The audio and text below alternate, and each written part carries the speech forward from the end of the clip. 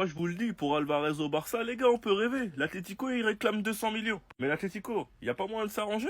C'est la dernière saison du vieux père. On sait que vous avez cette tendance à vouloir récupérer nos joueurs en fin de contrat. Mais Lewandowski, son contrat, il expire là, cet été. Ça vous intéresse pas? Vous faites un peu du bénéf sur Alvarez, les gars, et tout le monde est content, non? Bref, on sait tous que le Barça veut Alvarez, c'est pas un secret. Les joueurs veulent d'Alvarez, c'est pas un secret. Les légendes du Barça veulent Alvarez, c'est pas un secret. Alvarez est un fan du Barça et de Messi, c'est pas un secret. Mais Alvarez est un joueur de l'Atlético et l'Atlético demande 200 millions. Il serait prêt à négocier avec le Barça, mais 200 millions. Vous savez c'est quoi 200 millions? C'est la valeur marchande de Lamine Yamal. Sachant qu'on parle d'une saison Coupe du Monde où il joue dans une des nations qui est favori pour la Coupe du Monde, il va être encore plus exposé. Actuellement, il est en train de sortir une grosse saison à l'Atlético. Il est l'un des meilleurs joueurs de Liga. Il est le plus fort de l'Atlético. Il est le chouchou du coach. Et croyez-moi qu'en Coupe du Monde avec l'Argentine, les gars, je vous le dis dès maintenant, il va faire des dégâts. Sachant que les gros transferts cet été montrent que c'est pas tout le monde qui assume. Sachant qu'au Barça, on n'a pas de bons exemples. À chaque fois qu'on a sorti la CB, ça a pas payé. Coutinho, Griezmann, Dembélé. Et ce qui m'énerve encore plus, c'est de savoir que tu as payé almost 55 millions et qu'Alvarez a été vendu 75 millions. Mais que dans les besoins du club, comme on vous l'avait dit il y a des mois, nous n'avions pas besoin de numéro 10. Et actuellement, tu te retrouves à chercher un remplaçant de Lewandowski. Tu l'as raté pour 75 millions. Et tu les as dépensés ailleurs au poste de numéro 10, auquel tu n'avais pas besoin. À ce moment-là, les gars, on avait Fermin Lopez qui était en train d'exploser et un retour de Pablo Torre. Et bien ces 55 millions, on les a mis sur Olmo. Il finira par être utile, je l'espère. Mais à ce moment-là, c'était pas dans ce poste qu'il fallait se renforcer. Enfin bref, sinon vous les gars, vous en pensez quoi? Ramenez-vous sur cette pensée, on s'ennuie.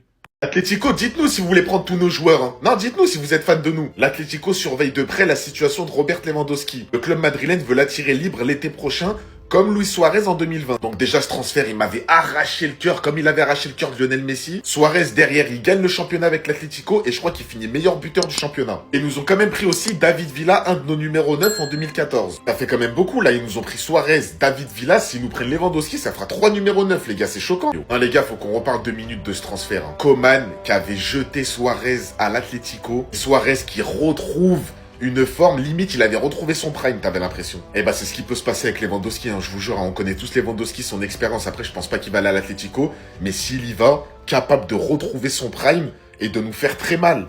Je vous laisse regarder les joueurs hier à l'échauffement d'avant-match et dites-moi le problème. Bon, il y a Jude Bellingham, lui, je crois, il a pillé la veille. Mais voilà. Ah, je vous dis que le problème, il est là.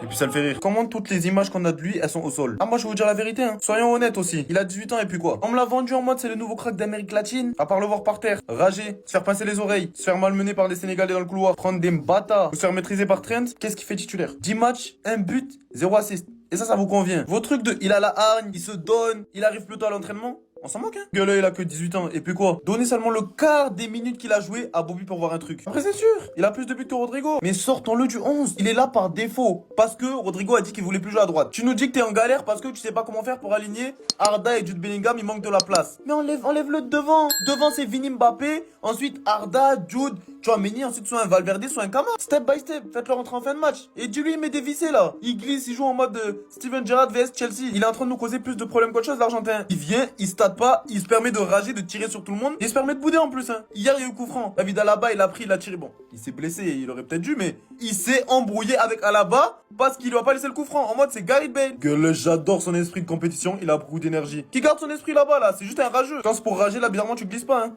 Gyökeres par-ci, Gyökeres par-là. Vous avez que le mot Gyökeres à la bouche. Qu'en est-il de Isaac? Aujourd'hui, il a pas joué, il a pas tiré, il a pas marqué.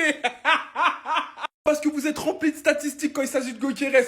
Mais j'aimerais bien qu'on aborde les statistiques du match de Monsieur Isaac. 71 minutes, 0 goal, 0 assist, 0 qui passe, une big chance manquée et 7 passes sur 11. Il a fait 11 passes. Et vous allez me dire quoi? C'est quoi la suite? Vous allez me dire, ouais, mais en fait, Isaac, laissez-le s'adapter. Comme Gyökeres. Voilà. Mais deux poids, deux mesures. Quand c'est Isaac, on l'appelle pas C16. On l'appelle pas, voilà.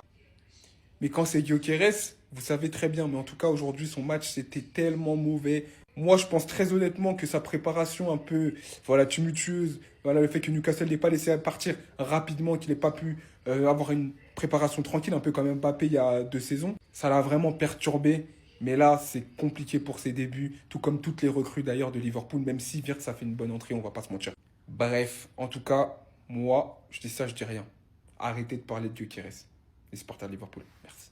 Job Bellingham est en train de mettre la honte sur les Bellingham. Aïe, aïe, aïe, ton daron, il va se plaindre dans les bureaux. Il dit, ouais, je veux que mon fils, il joue. C'est pas normal. Job, il joue, au final, il flop. Ah, Job.